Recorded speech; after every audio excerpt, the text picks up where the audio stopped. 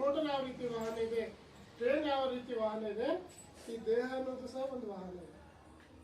ಏನು ಈ ದೇಹ ಅನ್ನೋದು ಸಹ ಏನಿದೆ? ಈ ವಾಹನದಲ್ಲಿ ಸಂಚಾರ ಮಾಡ್ತಾ ಇರೋರು ಯಾರು? ನಾವು. ಯಾರು? ನಾನನ್ನು ನಾನು ನೋಡ್ಲಿಕ್ಕೆ ಸಾಧ್ಯ ಇಲ್ಲ. ನಾನನ್ನು ನಿಮ್ಮನ್ನು ನೀವು ನೋಡೋದಕ್ಕೆ ಸಾಧ್ಯ. ಯಾರು ಎಲ್ಲವನ್ನು ಅನುಭವಿಸ್ತಾರೆ, ಎಲ್ಲವನ್ನು ತಿಳಿತಾರೆ ಅಂತ ನಾನು ಈ ದೇಹದಲ್ಲಿ ನಾನು ಏನ್ ಮಾಡ್ತಾ ಇದ್ದೀನಿ? ಸಂಚಾರ ಮಾಡ್ತಾ ಇದ್ದೀನಿ. ಈ ದೇಹ ಅನ್ನೋದೇನಿದೆ? ದೇಹ ಅನ್ನೋದೇನಿದೆ? ವಾಹನ ಇದೆ. ದೇಹ ಅನ್ನೋದೇನಿದೆ? ವಾಹನ ಇದೆ. ಬಸ್ ಮುಂದಕ್ಕೆ ಹೋಗ್ತದ, ಹಿಂದಕ್ಕೆ ಬರ್ತದ, ಗಾಡಿ ಮುಂದಕ್ಕೆ ಹೋಗ್ತದ, ಹಿಂದಕ್ಕೆ ಬರ್ತದ, ಟ್ರೇನು ಸಹ ಮುಂದಕ್ಕೆ ಬರ್ತದ, ಹಿಂದಕ್ಕೂ ಬರ್ತದ. ಆದ್ರೆ ಈ ದೇಹ ಎನ್ನುವಂತ ವಾಹನ ಏನಾಗ್ತದ? ಮುಂದಕ್ಕಷ್ಟೇ ಹೋಗ್ತದ, ಹಿಂದಕ್ಕೆ ಬರೋದು.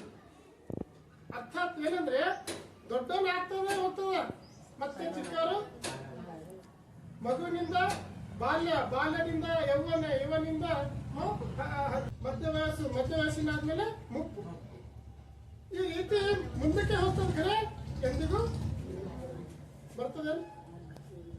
ಒನ್ ವೇ ಇದೆ, ಏನಿದೆ? ಒನ್ ವೇ, ಒಂದೇ ದಾರಿ. ಆದ್ರಿಂದ ದಿನ ಸಮಯ ಕ್ಷಣನೂ ಹೆಚ್ಚಿಗೆ ಆಗ್ತಾ ಇದೆ. ಕಡಿಮೆ ಈ ದೇಹದ ಒಂದು ದೃಷ್ಟಿಕೋನದಿಂದ ಕಡಿಮೆ ಆಗ್ತದೇನು? ದಿನ ಹೆಚ್ಚಿಗೆ ಆಗ್ತದ, ಕಡಿಮೆ ಆಗಲ್ಲ. ಆದ್ರಿಂದ ನಾವೇನಪ್ಪ ಸುಮ್ಮನೆ ದಿನಗಳು ಜಾಸ್ತಿ ಮಾಡ್ಕೋತ, ತಿಂಗಳುಗಳು ಜಾಸ್ತಿ ಮಾಡ್ಕೋತ, ವರ್ಷಗಳು ಜಾಸ್ತಿ ಮಾಡ್ಕೋತ ಸುಮ್ಮನೆ ನಾವು ಬದುಕಿದ್ರು ಈ ಜಗತ್ತಿನಲ್ಲಿ ಏನು ಫಾಯ್ದೆ ಇಲ್ಲ.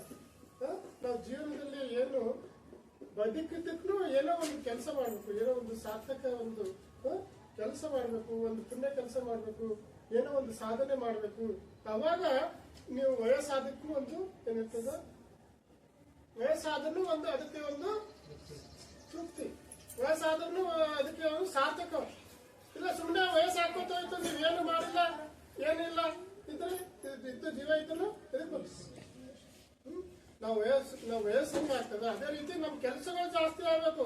ನಮ್ಮಿಂದ ಜನರಿಗೆ ಎಷ್ಟು ಉಪಯೋಗ ಆಗ್ತದೆ ಆ ಉಪಕಾರದ ಕೆಲಸಗಳು, ಸೇವಾ ಮನೋಭಾವದ ಕೆಲಸಗಳು ಇನ್ನೂ ಜಾಸ್ತಿ ಆಗ್ಬೇಕು. ಅವಾಗ ನಾವು ಈ ಭೂಮಿಯಲ್ಲಿ, ಈ ಲೋಕದಲ್ಲಿ ಜನ್ಮ ಎತ್ತಿದ್ದು ಬಂದಿದ್ದಕ್ಕೂ ಒಂದು ಸಾರ್ಥಕ ಆಗ್ತದೆ. ಇಲ್ಲಾಂದ್ರೆ ಸುಮ್ಮನೆ ದಿನಗಳು ಕಳೀತಾ ಹೋಗ್ತಾವ, ತಿಂಗಳು ಕಳೆದ ಹೋಗ್ತಾವ, ವರ್ಷಗಳು ಕಳೆದ ಹೋಗ್ತಾವ. ನಾವು ಇದೆಲ್ಲ ಇದ್ರೆ ಏನಿಲ್ಲ. ಆದ್ರಿಂದ ನಾವು ಕೇವಲ ದಿನಗಳು ವರ್ಷಗಳು ಕಳೆದ್ರೆ ಜಾಸ್ತಿ ಅದರಿಂದ ಏನ್ ಲಾಭ ಇಲ್ಲ. ನಾವ್ ಏನಾದ್ರೂ ಕೆಲಸ ಒಳ್ಳೆಯವರಿಗೆ, ಜಗತ್ತಿಗೆ ಒಂದು ಸಹಾಯಕ್ಕೆ ಬರುವಂತ ಕೆಲಸ, ಜಗತ್ತಿಗೆ ಒಳ್ಳೆಯದು ಮಾಡುವಂತ ಕೆಲಸ ನಮ್ಮಿಂದ ಆಗಬೇಕು. ಅವಾಗ ನೀವು ದಿನಗಳು ವರ್ಷಗಳು ಜಾಸ್ತಿ ಆದಷ್ಟು ಅದಕ್ಕೊಂದು ಲಾಭ ಇದೆ, ಅದಕ್ಕೊಂದು ಅರ್ಥ ಇದೆ. ಇಲ್ಲಾಂದ್ರೆ ಅರ್ಥ ಏನೂ ಇಲ್ಲ. ಇದನ್ನು ವೇಸ್ಟ್. ನಾವು ಇದನ್ನು ಭೂಮಿಗೆ ಭಾರ, ಮನೆಗೆ ಭಾರ. ಹೌದು.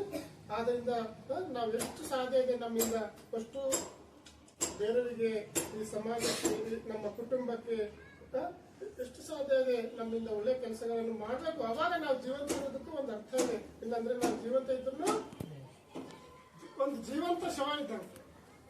ಆದ್ರಿಂದ ಇವತ್ತಿನ ಒಂದು ಈ ದೇಹದ ಇವತ್ತು ರಾಘು ಮೆಸೇಜ್ ಹಾಕಿದ್ರು, ನಾನು